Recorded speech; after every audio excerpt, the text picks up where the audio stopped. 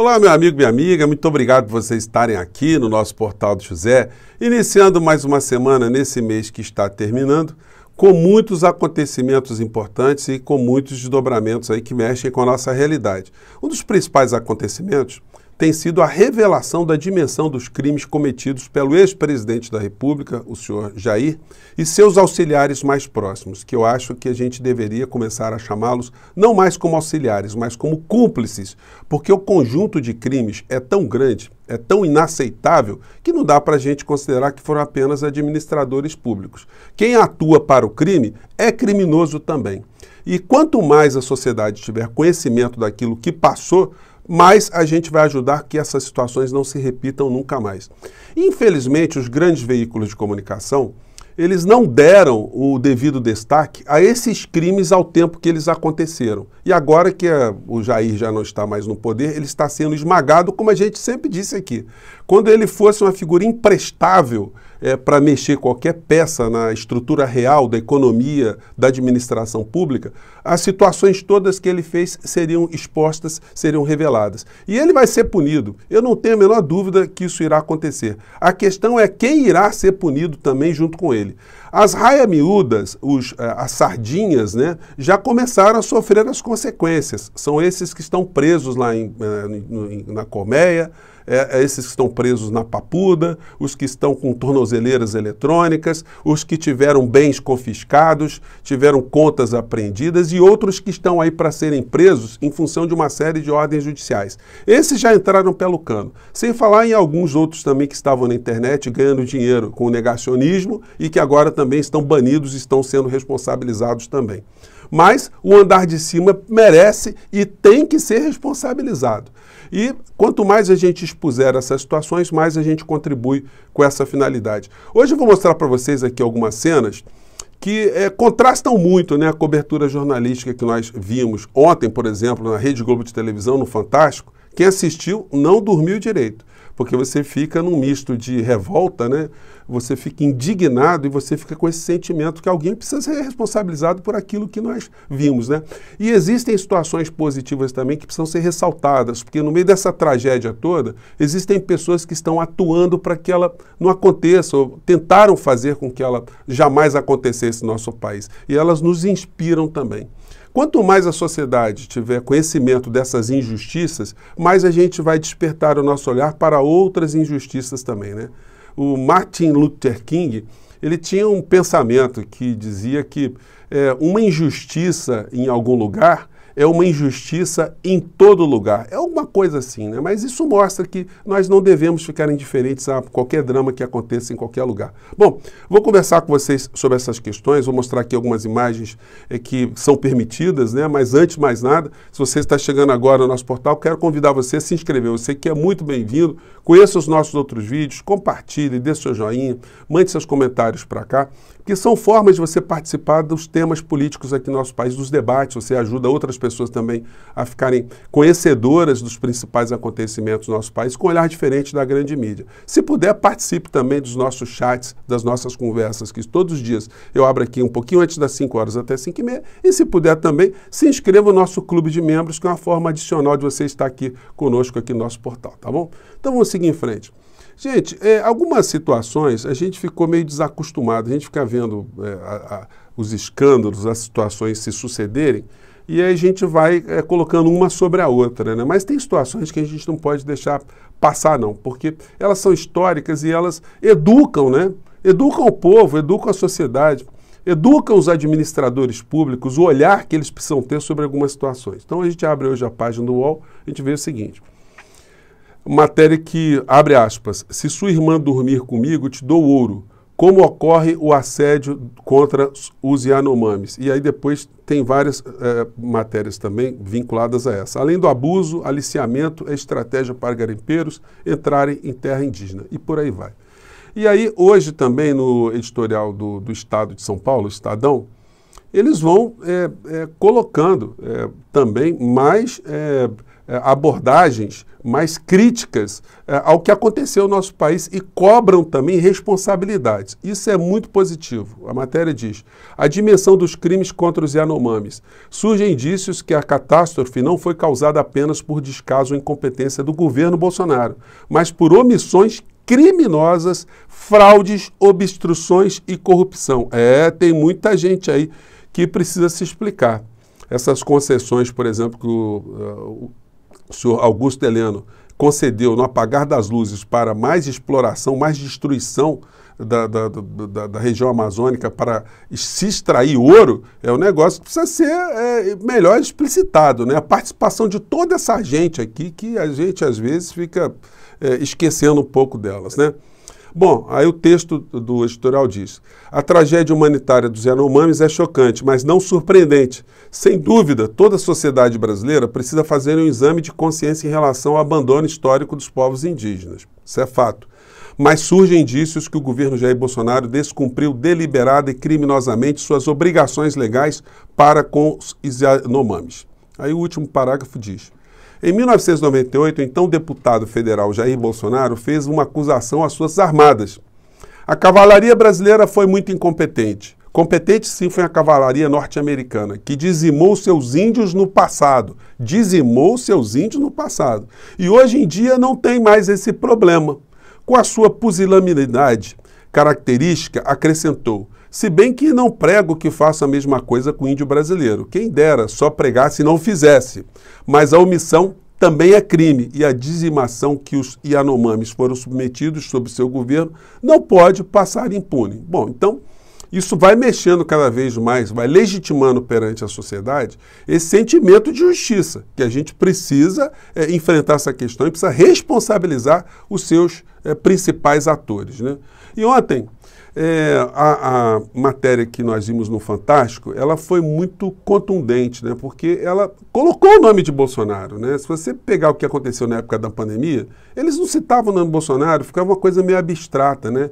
Provocava a revolta das pessoas diante do que estava acontecendo, mas não personificava. Isso explica porque ele ainda teve uma viabilidade eleitoral quando ele deveria estar preso já à época. Todos esses crimes que foram apontados pela CPI, que foram segurados ali pelo senhor Augusto Aras, isso vai voltar à tona, porque isso não está arquivado para todo sempre, não. O próximo Procurador-Geral da República tem o dever de pegar todos esses crimes e colocar ali todos os seus responsáveis no banco dos réus. E é o que vai acontecer no nosso país. Percebam só na chamada aqui do Fantástico as expressões aqui que foram utilizadas aqui na apresentação da matéria. Eles falam em crimes, né? E mais à frente eles vinculam os crimes à figura do Bolsonaro. Coisa que, eu volto a frisar, não aconteceu na época da pandemia. Eu sempre gosto de convidar vocês, né? Analisem os telejornais lá para trás. Vocês vão ver a matéria da tragédia aqui no nosso país, vocês nunca vão ver a figura do Bolsonaro ser responsabilizada diretamente. Vamos acompanhar aqui a diferença nessa abertura aqui dessa matéria. Vamos lá. Humanitária em seu próprio território. A reportagem especial de hoje é sobre o socorro ao povo Yanomami, vítima do descaso criminoso de quem deveria protegê-lo e da cobiça de garimpeiros invasores. No último fim de semana, os repórteres Sônia Bride e Paulo Zero foram à terra Yanomami, em Roraima. Testemunharam um cenário desolador. Enquanto as primeiras equipes no local distribuíam alimentos, famílias inteiras precisavam ser resgatadas. Adultos, idosos e crianças em condições dramáticas de saúde. Malária, pneumonia, desnutrição, contaminação por mercúrio. A lista de doenças é extensa. Você vai ver como a maior terra indígena do Brasil chegou a essa situação de emergência. Quais são os planos para recuperar a região? E o que pode acontecer com os responsáveis pela violência contra os Yanomami? Bom, então a matéria segue, né? Eles usam a expressão crime, né? O crime que foi cometido aqui, cometido de uma forma deliberada. E o nome do Bolsonaro vai surgir ao longo da matéria. Eu queria chamar a atenção aqui de vocês por uma situação que passa despercebida, porque em dado momento da matéria, eles mostram uma enfermeira que me chamou muita atenção. O nome dela é Eliane Opochina, que você vê que ela não tem um aspecto assim, muito nítido de uma indígena, mas ela se apresenta, né? Ela corta o cabelo, ela coloca os adereços ali para ter uma identidade maior com os indígenas, para poder ter uma proximidade maior e poder ter mais respeitabilidade, credibilidade junto a essas pessoas. Ela trabalha 10 anos com indígenas, né? E isso passou despercebido. Eu acho que é um personagem que é absolutamente uma pessoa, melhor dizendo, né? Que é inspiradora, porque a tragédia só não é maior no Brasil e no mundo, porque existem pessoas como ela, existem pessoas como você, como eu, que nos mobilizamos, fazemos dentro das nossas atividades alguma coisa contra esse estado de situações, essas situações tão inaceitáveis no nosso país. Então eu gostaria de destacar aqui, ela dando a entrevista aqui, eu queria que vocês observassem bem como ela procura essa identidade com os indígenas, né? A enfermeira, que há 10 anos trabalha com os Yanomami, explica quem somos e por que estamos ali. A gente está vivendo um pesadelo nesses últimos anos, principalmente nos últimos 4 anos, né? É realmente desesperador para nós, profissionais de saúde, trabalhar nas condições que a gente vem trabalhando, tentando salvar vidas com o mínimo do mínimo. Gente, quando a gente vê uma pessoa como essa, como a Eliane Opochina, você fala assim, puxa, ela me representa, ela está fazendo aquilo que eu acho justo, que eu acho digno, que eu acho correto, que eu acho humano, né? Gente, e contrastando com as cenas pavorosas, ontem eu mostrei para vocês essa aqui, né? Essas crianças indígenas, olha a carinha delas, que coisa bonita. E elas estão assim, felizes no seu ambiente, porque não tem um garimpeiro, não tem, o Bolsonaro não chegou lá, o Ricardo Salles não chegou lá, o general Heleno não chegou lá, o ex-general, o Mourão não chegou lá, a Damares não chegou lá. Então, eles se salvaram, porque se tivesse ali algum interesse desses grupos que esse governo assassino estava envolvido, estava apoiando, essas crianças também não estariam aqui nessa foto, elas estariam numa situação que nós estamos vendo aqui. Mais à frente, um outro ponto da matéria que me chamou a atenção foi desse líder indígena, né? Uma pessoa que já está assim, aculturada, né? Vamos dizer assim, e está atuando dentro de um organismo ali na região para tentar também minimizar os problemas com os seus irmãos, né? Mais próximos, os seus irmãos de sangue. Em dado momento, gente, teve muita cena ali de resgate, crianças esqueléticas saindo ao tempo todo ali, sendo colocadas no helicóptero, e ele ali sabendo, né, porque ele tem essa capacidade, indo para dentro da mata, pegar as pessoas e trazer para os helicópteros, as pessoas viajando ali, os indígenas viajando no helicóptero, uma situação para eles absolutamente enlouquecedora, né? Uma situação muito, muito pesada, muito dura.